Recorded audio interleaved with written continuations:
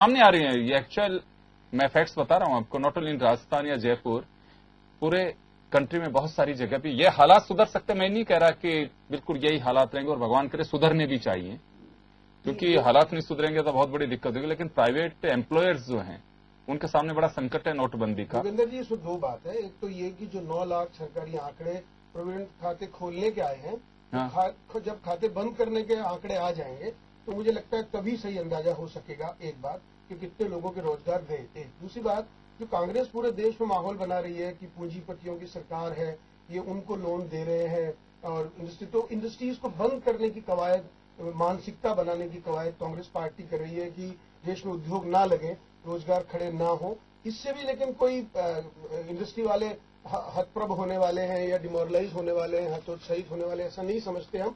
हमें पूरी उम्मीद है कि 30 दिसंबर के बाद में जब वास्तविकता सामने आएगी और जो नया बजट आएगा उसके तहत ये जब सरकारी आंकड़े कागज पर आएंगे तब ये मालूम पड़ेगा कि जो स्थिति विपक्षी पार्टी सड़क पे आई हुई पार्टी को बताना था वो अपनी काम कर रहे हैं, लेकिन वास्तविकता कुछ और है। लेकिन आप ये यकीन मानिए कि जब जनरल पब्लिक से अपन मिलते हैं और जब मीडिया वाले भी उनसे बात करते हैं तो आपको याद होगा उस समय लाइन में लगे लोग भी कह रहे थे अच्छा फैसला है, और उसके बाद में कांग्रेस पार्टी ने कहा था मीडिया को तो खरीद लिया है, बिकाऊ है, ये तो मोनोपोली हो गई है, ये तो उसको बदल के और बात को छुपा के बता रहे हैं। तो मैं ये समझता हूँ कि एक तरफ बैंकों पर शक जाहिर करें। नहीं जी, देखिए मीडिया तो अपना काम करता रहेगा, कोई शक करे चाहे कुछ भी करे, सभी जगह पे हो सकता है। कुछ चंद पर्सन ऐसे होते हों जो मैनेज होते होंगे, बट मीना मीडिया देखिए एक आईना है। वो राहुल गांधी जी चाहे कुछ कहें चाहे मोदी साहब कुछ भी कहें, आईना है देखिए समाज का मीडिया। जो अब जैसे दिख रहे हैं वैसा मीडिया दिखाता है। मैंने ये कहा, तो कांग्रेस पार्टी ने तो किसी भी चीज को नहीं छोड़ा है आरोप लगाने के। मीडिया को भी लपेटे में ले लिया, इंडस्ट्रीज को ले लिया, बैंक को ले लिया, सरकारी आंकड़ों को ले लिया। अब सब कुछ को संदेह के घेरे में डाल के ये कहाँ जाएंगे दुनिया में अंधेरा करके? रोशन चिरागों को बुझाने वालों, तुम कहाँ जाओगे दुनिया में अंधेरा करके? जवाब नहीं इनके पास। पर चलिए, इनका काम है, सड़क पे आए हुए हैं, करना ही चाहिए। पर मुझे ये लगता है कि संख्या तो बढ़ाए। नहीं, आप लोग भी एक्टिव रहोगे उससे थोड़ा सा। प्रदेश भर में जब कहीं पे धरने, कहीं पे प्रदर्शन, कहीं पे क्या, आज पुलिस व्यवस्था क्यों की गई है? सब कांग्रेस का धरना है, कांग्रेस का प्रदर्शन है।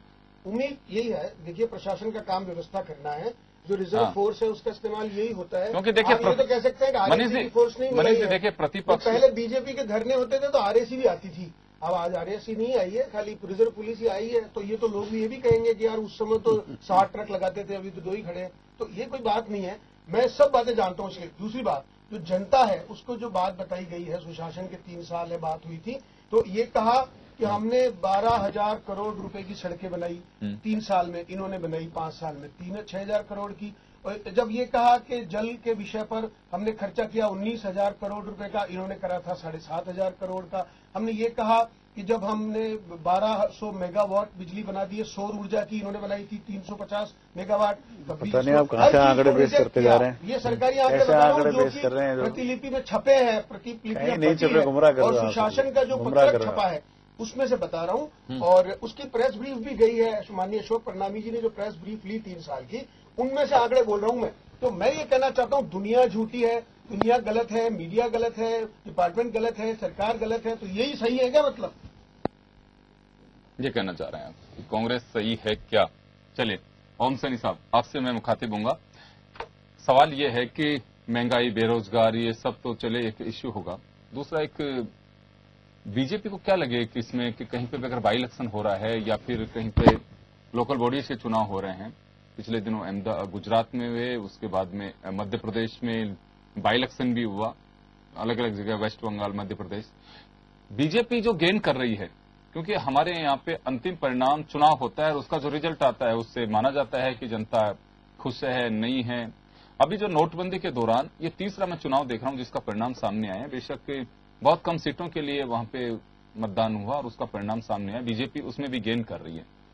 क्या माना जाए इसे कि ऐसे में लगता है कि लगातार प्रतिपक्ष चाहे दबाव बनाए या चर्चाएं हों कि नोटबंदी के आम जनता को परेशानी हो रही है, इंडस्ट्रियलिस्ट परेशान हो रहे हैं, जो लिमिटेशंस तय कर रहे हैं उससे व्यापार ठप हो रहे हैं, या फिर आए दिन आरबीआई के जो नए नए जो आदेश आ रहे हैं वो हडल्स पैदा कर सकते हैं या कुछ टाइम के लिए परेशानी खड़ी कर सकते हैं, इंस्पेक्टर राज को बढ़ावा दे सकते हैं। ये तमाम जो चीजें सामने आ रही हैं, बावजूद उसका भी बीजेपी गेन कर रही है, तो इससे क्या माना जाए? देखिए, कुल मिलाकर के भारतीय राजनीति में एक डेवलपमेंट पिछले कुछ सालों से देखने को मिला है। वो ये है कि जो मतदाता है उसको एक खास किस्म से बांटने की चेष्टा की गई है। उसमें जहां कट्टर हिंदूपंथी मनस्थिति बनी हुई है, उसको भारतीय जनता पार्टी बड़े सलीके से अपने साथ जोड़ने की चेष्टा करती है। उसके बहुत ऐतिहासिक तथ्य है ये किस तरीके से वर्क करती है। उसी तरीके से जैसे अल्पसंख्यक बिल्कुल अलग तरीके से अपने आप को ऑर्गेनाइज करके सामने आ रहे हैं। दूसरी जो जातियां हैं, देखिए जाति की राजनीति को जितना खुले तौर पे 36 जाति 40 जाति ये बोलने का सिलसिला मुझे समझ में आने लगा। हम लोग देख रहे हैं कि पॉलिटिकल पार्टीज कैसे इस्तेमाल करती हैं और खासतौर से सत्ताधारी दल इसका खूब इस्तेमाल कर रहा है। तो समाज अब एक मनस्थिति का नहीं, उसको विखंडित कर दिया गया है। ये विखंडित मनस्थिति मुझे लगता है कि कालांतर में जो एक बहुत बड़ी गलती, मेरा ख्याल है कि गलत जो तरीका बना है, ये नोटबंदी वाला सिलसिला है, जो पूरी दुनिया के इतिहास में, अभी जो आजाद मुल्कों के इतिहास में अपने आप में बड़ा दुस्साहसिक